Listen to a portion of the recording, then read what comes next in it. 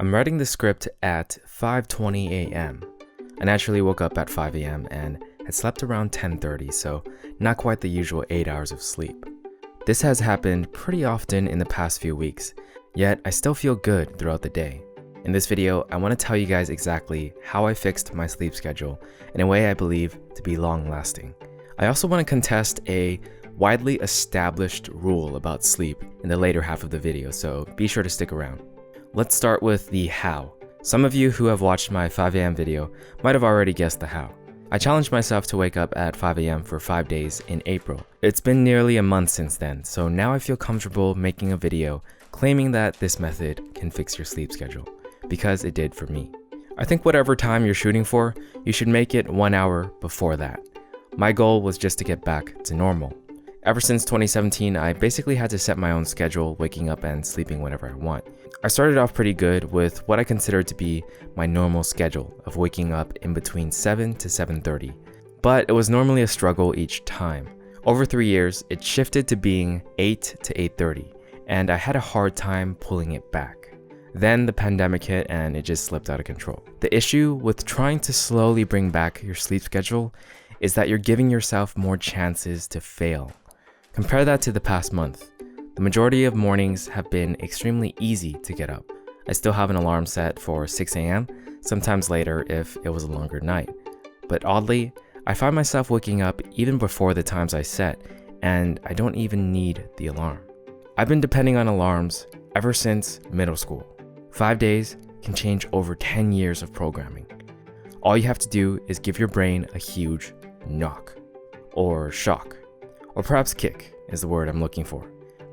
I seriously encourage you to try a challenge similar or exactly the same as mine if you feel like your sleep has gone out of whack. All you need to do is for 5 days, be extremely strict about when you sleep and when you wake up. That's it. That's the cost to rewire over 10 years of programming and gain access to a long-lasting fixed sleep schedule without the need for an alarm. The how is very, very simple. Now onto the controversial point. Who came up with 8 hours as the magic number that all adult human beings need to sleep for? In the past month, I've been sleeping at around 10 to 11 p.m., sometimes even past midnight, and I've been waking up at around 5 to 6 a.m. That's about 6 hours of sleep on average.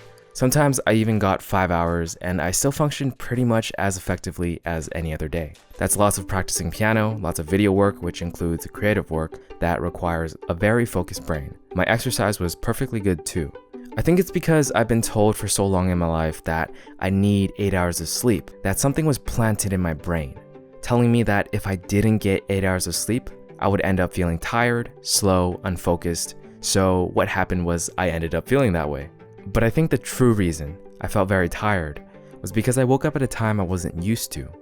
My sleep schedule kept shifting to later and later, so when I had to wake up at my usual time of 7, my actual usual time was now 8 or 8:30.